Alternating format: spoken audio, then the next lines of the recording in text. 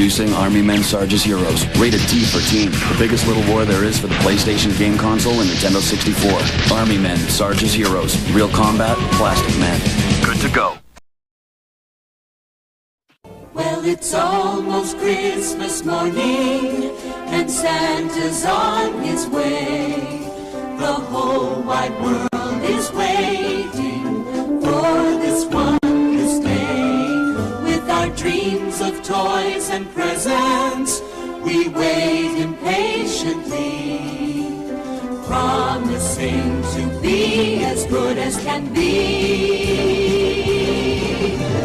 Christmas morning, Santa's come and gone. All the joy around us, look what he's done.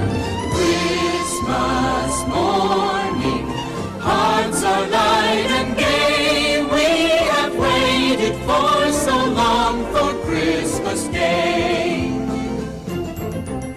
The sounds, the joys and delights, the laughter and the surprise, Christmas carols that hum in our heads, and the love that glows deep in our eyes. Christmas morning has to be the best. It's a day that's made to share our happiness. Why can't every day be like Christmas Day?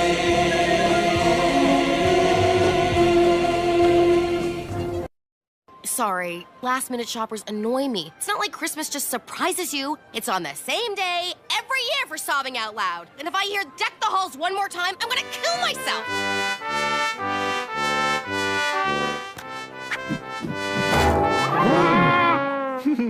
That wasn't very Christmas-like.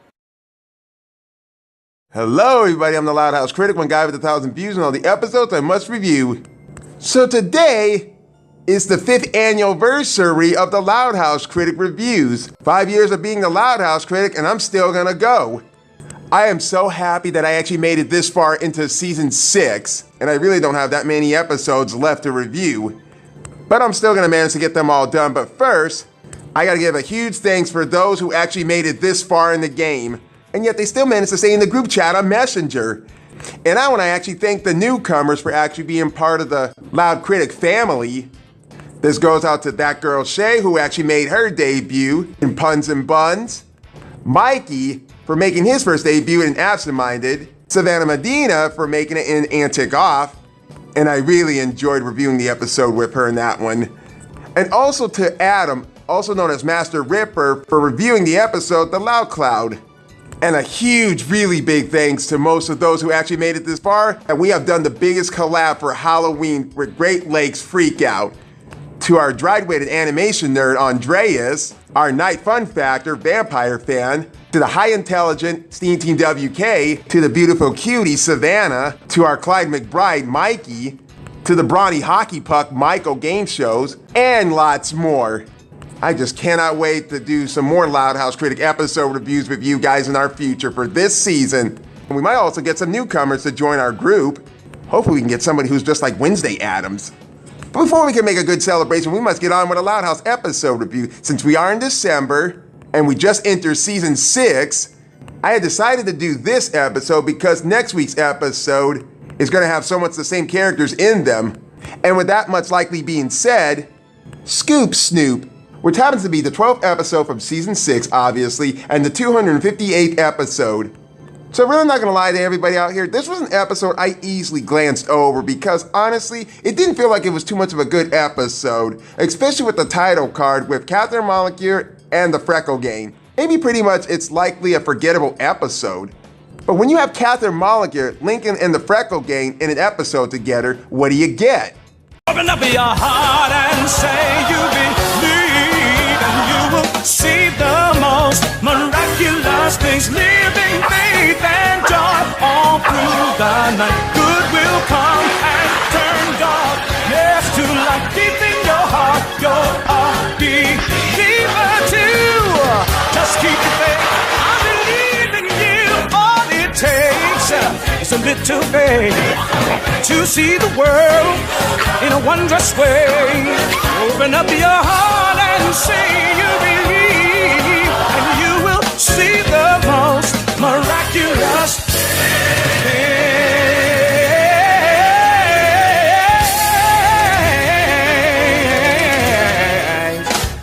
Okie dokie, we're recording. This is Stella Zhao reporting. Someone's been letting their pet go potty here on the school field and not cleaning it up.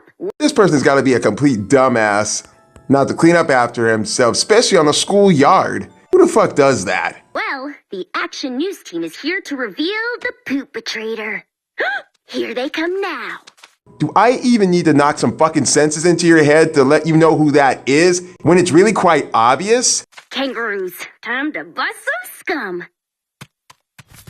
You spin me right round, baby, right round, like a record, baby, right round, round, round. That's disturbing. Damn right. This is a Catherine Mulligan news exclusive. I'm unmasking the serial pet pooper. The owner is Vic, and the pet pooper is Gilly. Let's get him! And why the hell is Catherine Mulligan actually here? Shouldn't she be reporting something more far than locally than this? Like a broken collapsed bridge, a house on fire, a famous person being dead? I mean, it's pretty common sense once you freaking think about it. Someone making an animal take a shit on someone else's lawn? That shouldn't have to be on the news. But I think stupidly enough, it's kind of good and bad to know that a hero had sex with the villain. Oh my God, when did you... What? That was years ago. Look at me, I'm a newspaper face. Does this turn you on? I guess? Gibbs attacks... Io, that was yesterday! The Action News team has received a tip that somebody famous is hiding out here disguised as an old lady. Do I even need to say who that really looks like? Especially when it hasn't been that long since season 5? Prepare to have your minds blown. I'm Catherine Mulligan. Wait, what the fuck are you doing, man? Let me try that again. Wait, what the are you doing, man? What the are you doing, man? What the are you doing, man? And how the hell did she even get under that table? As if I even want to know what she was doing down there the whole entire time. Tell you one thing for sure, she wasn't sucking somebody else's dick. And speaking about that... Posing this little old lady as Mick Swagger in disguise. He's holed up here as he writes songs for his new album, Mick or Treat. Who would have seen this coming? I mean, it was pretty obvious that Luna didn't actually see this person in disguise in the first place. But somehow Rusty and Catherine actually knew who it was? Who's smart and who's dumber? Survey says... Curb you! Say, 12 o'clock? 12 o'clock? I'm not a little girl, you know! Okay, that's our cue. Let's get out of here. This is the story of the century. It's cool of Gus to tip us off he's discontinuing spaghetti pizza. Do I even need to say what's actually going to happen in this next bit, especially when it's clearly obvious that you've already seen this kind of shit in other episodes before? Oh no! This is the last bite of the last slice of the last spaghetti pizza Gus will ever serve. I need to know the recipe, how to make that spaghetti pizza. I bet it's good, because honestly, I love both those Italian food. McPizza and McSpaghetti. In the 1980s, McDonald's tried introducing well-loved elements of Italian cuisine into its menus. The endeavor never caught on with customers for a number of reasons. The McPizza, a made-to-order pizza, took too long to make and basically resembled a hot pocket without the appeal. And the McSpaghetti, lasagna or fettuccine alfredo simply didn't match the products that competing restaurants had to offer. In the end, these products simply weren't in tune with the McDonald's brand, most famous for its burgers and fries. I'm Catherine Mulligan reporting that you'll never know just how delicious that was. I don't get it! How does Catherine Mulligan keep scooping us? Survey says... You haven't seen the last of me! You'll pay for this! You'll all pay! You haven't seen the last of me! You'll pay for this! You'll all pay! Oh, shut up! Fucking idiot. And why the hell is she showing up in the exact same place that you guys are actually showing up in?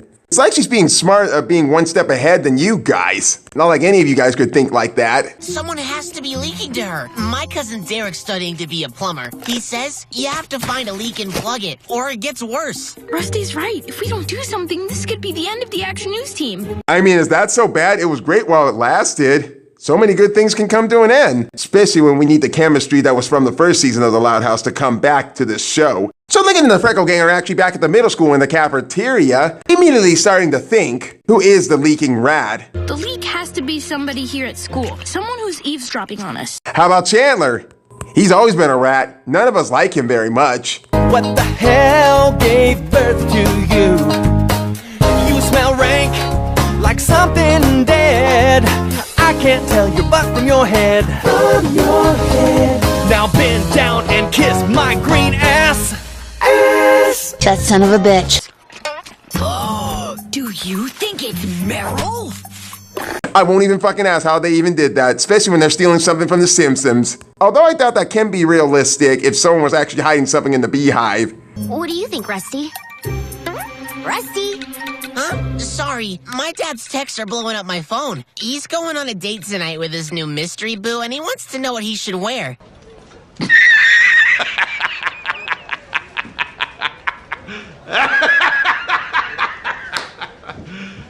You serious? And how and why is that funny? It's the spokes. What the fuck can you say about it? For being a ladies' man in school, for being the son of a fucked up ladies' man, whose car is always in a parking lot in front of a fucking liquor store.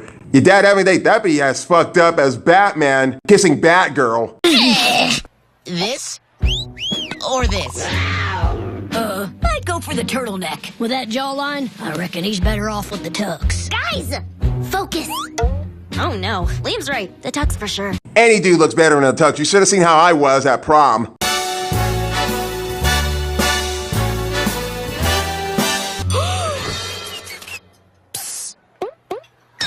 Chef Pet seems to be always wiping that table when we're eating lunch. Not to mention that she kept giving you some distasteful food that tastes like a horse's ass. Don't ask me how I even fucking know that for sure. All the jagged parts of my life have come together to form a complete and mystical whole. But we need to find out for sure. Follow my lead. You guys, I just got a hot tip. There's a meatloaf shortage in Royal Woods. Oh, wait. That sounds like a mighty exclusive story. Stop enunciating and lower your voice. I'd be a dick if I sounded more like this. There's no exclamation point in Good Morning America! Good morning, America! It's 7:15. It looks like a beautiful day. Let's check the traffic. Ah! Yeah, that's it. Okay. Well. What have we here? So, Patricia, who you calling?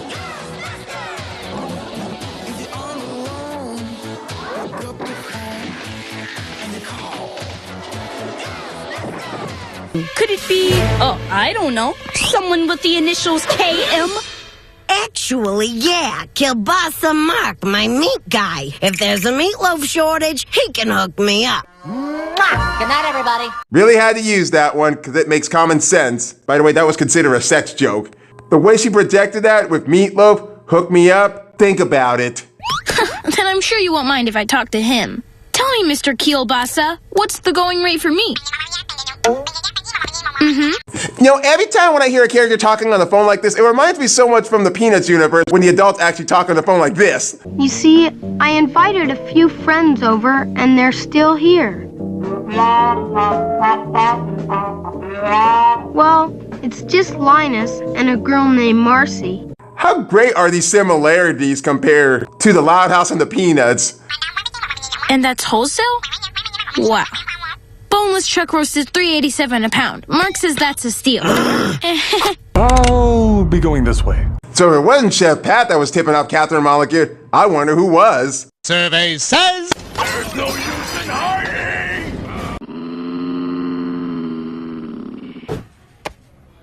Mr. Mew, the art teacher. He was on Clyde's Culture Corner last week demonstrating paper mache. That's right. And I saw him scoping out our studio while he was raiding the complimentary snacks table.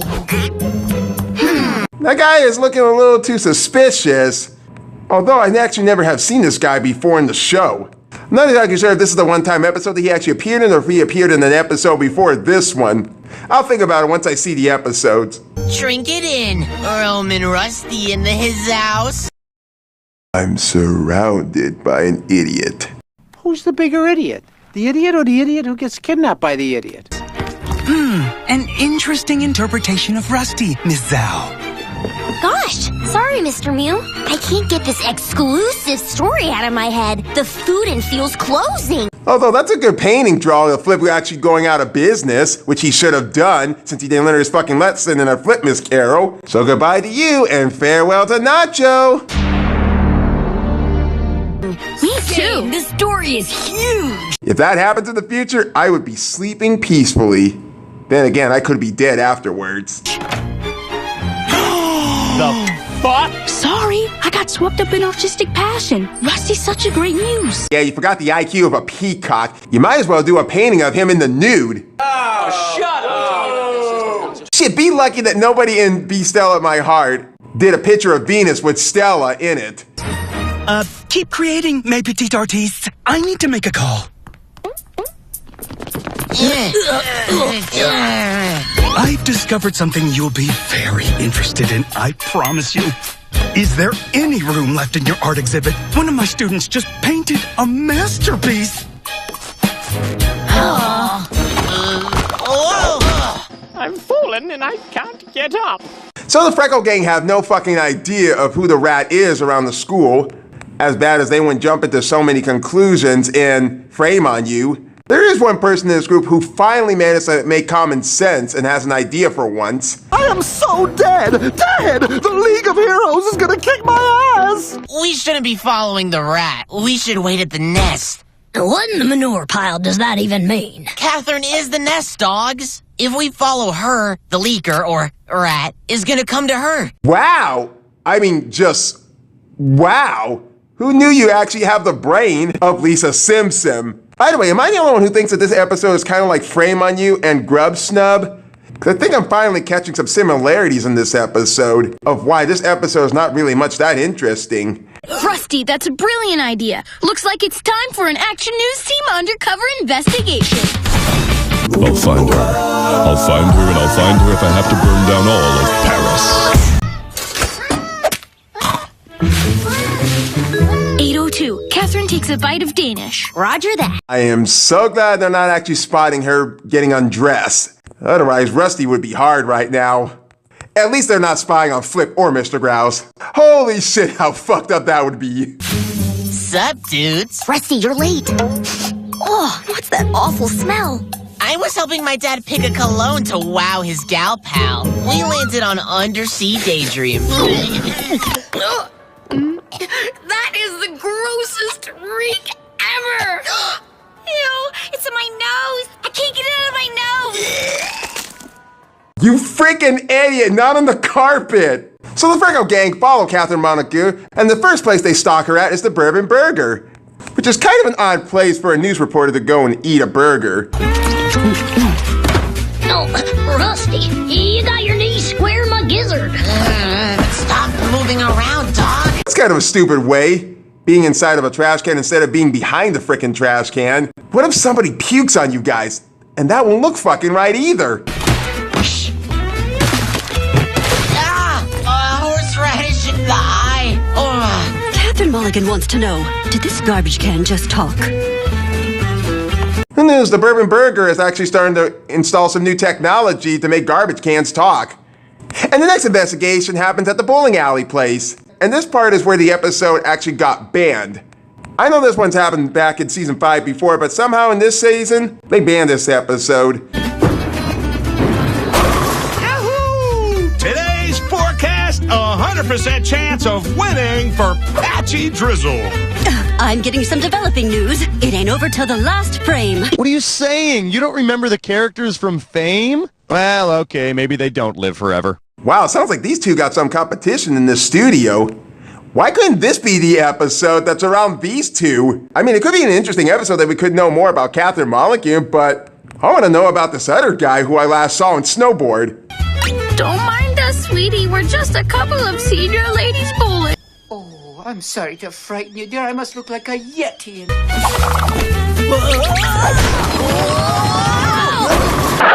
Yahoo!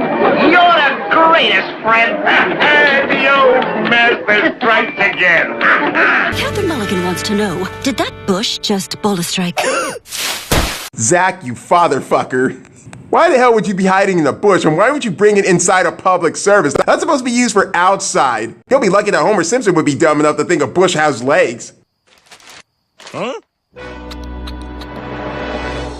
That's it, I'm out of here.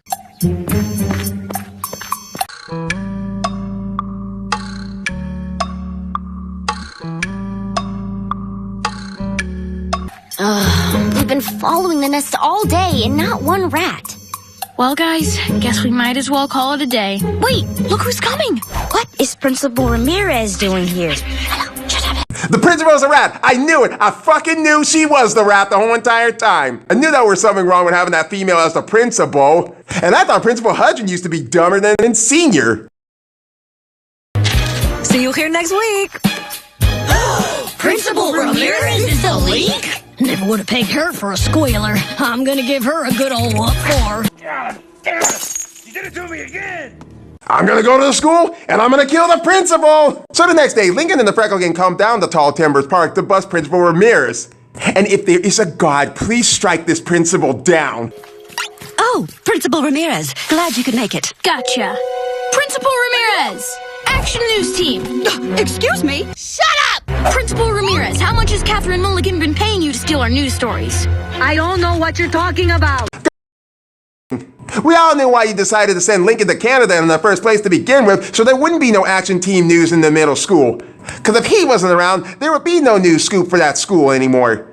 Or there wouldn't be any for that matter. We're asking the questions here. The jig is up, Catherine Shady Shader Mulligan. You know, it's really sad when this is the most identifiable character. But as you probably imagine, The book Principal Ramirez was going to give you is a bunch of phony news leads we planted. Bam! Passion Under the Pompeii Moon? What the hell kind of book title was that?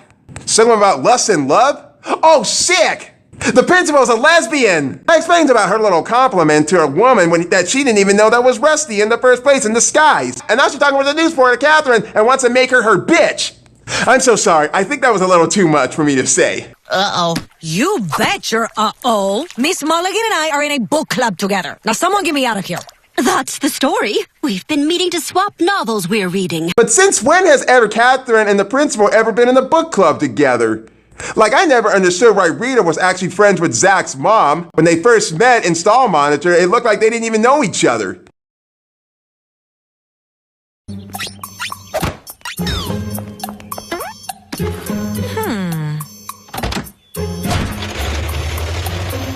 Yes, our dreams and ambitions are rare. Like fire, hellfire. So you weren't leaking our stories? Of course not! Is this what you spend your time on? Making false accusations? Do you want the long version or do you want the short one? Depending on the size dick that you want. Survey says...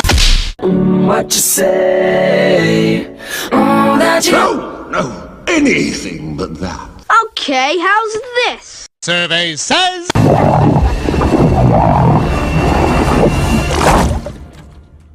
That's disgusting. I have half a mind to shut down the Action News team. Please don't. No, dog. Give us another chance. Turn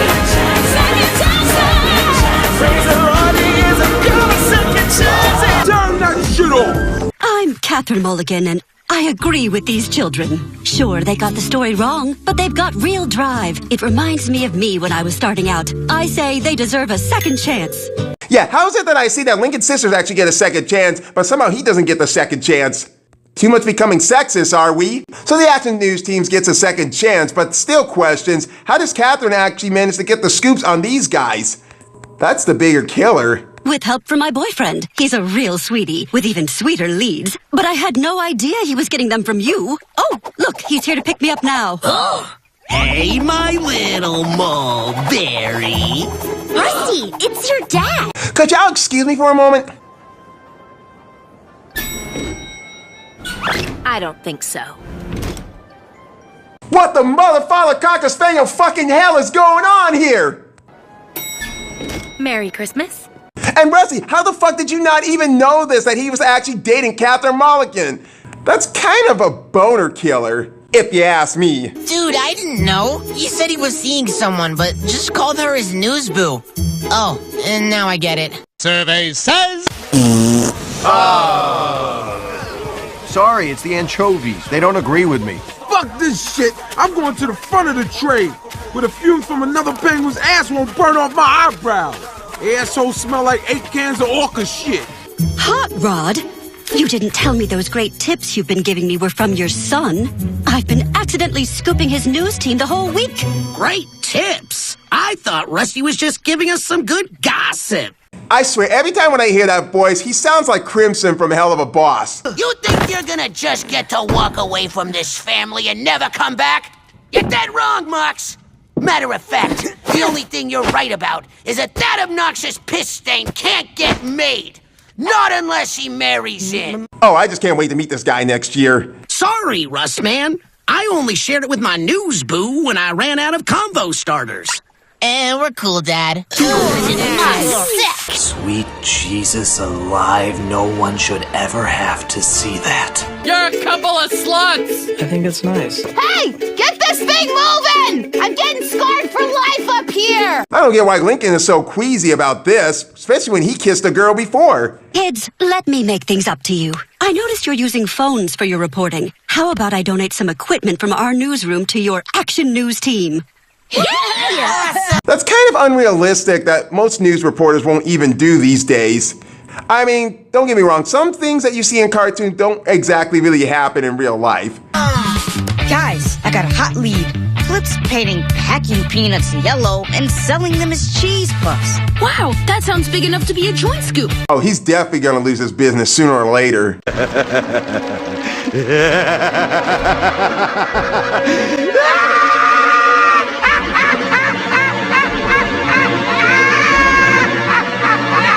Miss Mulligan? Catherine Mulligan is happy to report she's in. Action News Team pose. Let us pray that there isn't going to be any news report between her and Rusty's dad. This is Catherine Mulligan getting laid.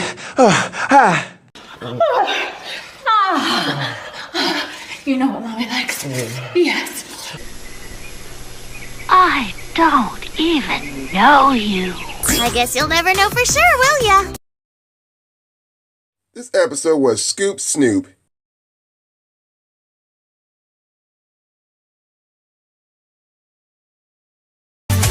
I got myself a notion, and one I know. As I said before, this episode was so easy for me to glance over because it didn't feel like it was going to be an interesting episode to me. And it proved me right. And it's been a while ever since we've seen Catherine Mulligan. Somehow I felt the episode was going to be a little decent for me because honestly, when you have Catherine Mulligan, Lincoln and the Freckle Gang being the action news team, you kind of get something that isn't going to feel too much engaging of the plot. As probably with episodes like Brave the Last Dance, Kernel of Truth, and even Tales of Woe. But it's not too badly engaging as Frame on You, No Bus, No Fuss, or Stall Monitor. I thought the one who would be leaking the extra information would be Chandler, but nope. It turned out to be Rusty's dad who was the one leaking all the juicy information to Catherine before the action news team was a good thing for the episode. Which somewhat, it didn't pull the whole thing together for me, which I felt was a big major letdown. Especially when you got Principal Ramirez in this episode. Because when I saw her and Catherine together, I thought she'd be the one that's actually leaking the information about the action news team, because there are several times where she doesn't like what they do. This episode wasn't really funny to me, because normally I don't watch the show for the comedy, I just watch it because how the way the story and how the characters develop. And there are several times I just don't like that when people actually try to shoehorn so many gags or jokes in an episode. It's like watching one of those spoof parody movies. And I have to admit, when I found out that Rusty's dad was actually dating Catherine Mulligan, I kind of cringed a bit. And it did certainly clear things up for me that Rusty's dad actually got divorced, or maybe his wife died. Let's pray like hell that this doesn't happen between the two of them, even if derailment kicks them in the nuts. So for me, the episode's pretty much forgettable, and I don't even plan on watching it some other time again soon. Not as forgettable as the next episode I have to review that feels a little too unrealistic. This has been the Loud House Critic, and who's ready for snow? In the loud house, duck, dodge, push and shove. It's how we show our love. In the loud house, one boy and 10 girls wouldn't trade it for the world. There's a creature loose in Royal Woods, and it took all our Christmas lights last night.